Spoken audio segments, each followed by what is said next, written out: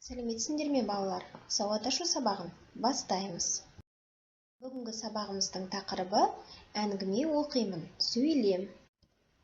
Балалар, біз бүгін сөйлем деген ұғыммен танысамыз. Сөйлем ол аяқталған ойды білдіреді. Сөйлемнің соңында қажетті тыныс белгілері қойылады. Нүкте, сұрақ белгісі немесе леп белгісі. Сөйлемнің бірінші сөзі бас әріптен бастап жазылады. Мысалы, балалар далаға ойнады. Бауырсақ ертегісі. Бір күні шал кемпіріне «Кемпір, бауырсақ жасап берші» дейді. Кемпірі жарайды деп бауырсақты қаймаққа үйдеп пісіреді. Содан соң оны терезенің алдына суытып қояды. Бауырсақ суып тұрып бір кезде домалай жөнеледі. Келе жатса оның алдынан қоян шығады. Қоян бауырсаққа: «Бауырсақ, мен сені жеймін» дейді. Қоян: «Сен мені жеме, мен саған өлең айтып беремін. Менің атым бауырсақ, қаймаққа мен үйлендім, ыстық майға мен пістім, суыдым терезе алдында, ұстатпай кеттім атама, ұстатпай кеттім әжеме, ұстатпаймын сағанда» деп қашып кетеді. Содан бауырсақ қара жолмен домалап келе жатса, оның алдынан қасқыр шығады. Ол да бауырсаққа: «Мен сені жеймін» дейді. Қасқыр: «Сен мені жеме, мен саған өлең айтып беремін.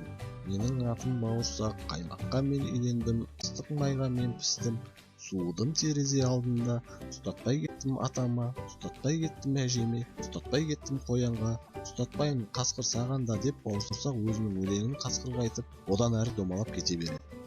Бір кезде оның қарсы алдынан аю шығады. «Бауырсақ, мен сені жеймін» дейді ол да. «Сендей майтабанға мені жеу қайда? Ұстатпай кеттім атама, ұстатпай кеттім әжеме, қоян менен қасқырға, ұстатпаған ендеше, ал сағанда аю жан, ұстатпаймын мен мүлде» деп домалай жөнеледі. Аю бауырсақты тек көзімен ғана шығарып салады. Бауырсақ домалап келе жатса, оның алдынан түлкі шығады. «Бауырсақ, мен сені жеймін» дейді. Бауырсақ түлкіге: «Сен мені жеме, мен саған тамаша өлең айтып беремін» деп өз өлеңін бастайды. «Ұстатпай кеттім атама, ұстатпай кеттім әжеме, ұстатпай кеттім мен тағы, қоян менен қасқырға, ұстатпай кеттім аюға, ұстатпаймын сағанда» деп өлеңін айтып береді. Сол кезде түлкі оған: «Өлеңің шынында да өте жақсы екен. Бірақ менің құлағым нашарлау еститін еді, сол себепті оны жөнде ести алмай тұрғаным. Бауырсақ, сен менің тұмсығыма шық та өлеңіңді тағы да бір рет қаттырақ айтшы» дейді.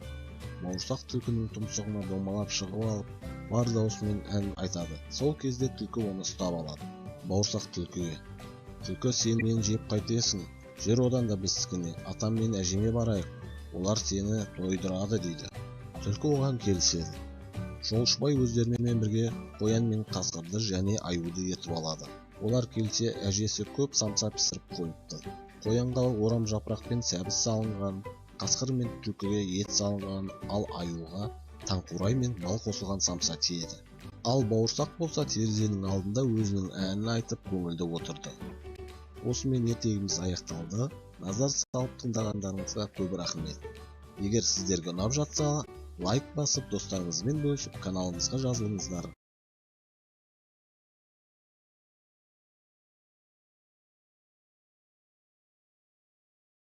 Жарайсыңдар балалар, сендер бауырсақ ертегісін тыңдадыңдар, иә?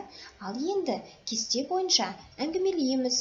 Кейіпкерлері: шал, кемпір, бауырсақ, қоян, қасқыр, аю және түлкі. Кейіпкерлер қандай іс-әрекет жасады, сол бойынша әңгімелейтін боламыз. Бауырсақтың кімге алданғанын айтамыз. Ертегі кейіпкерлерінің суретін салып, маған жібересіңдер. Мәтіндегі қараймен жазылған сөйлемдерді дәптерімізге көшіріп жазамыз. Келесі тапсырмамыз оқулықпен жұмыс. 4-ші жаттығу: сөйлемдерді тиісті дауыс ырғағымен оқы және суретпен сәйкестендір. Сөйлемдерді тиісті суреттермен сәйкестендіресіңдер. Сөйлемдерді дауыс ырғағымен келтіріп оқимыз. Қанша сөйлем берілген, сөйлемнің соңында қойылған тыныс белгіге көңіл аударамыз. Келесі 5-ші жаттығуымыз: сызбаға сәйкес сөйлемдер құрап жаз. Дескриптор бойынша, сызба бойынша сөйлем құрастырасыңдар, сөйлемді дауыс ырғағымен дұрыс оқисыңдар.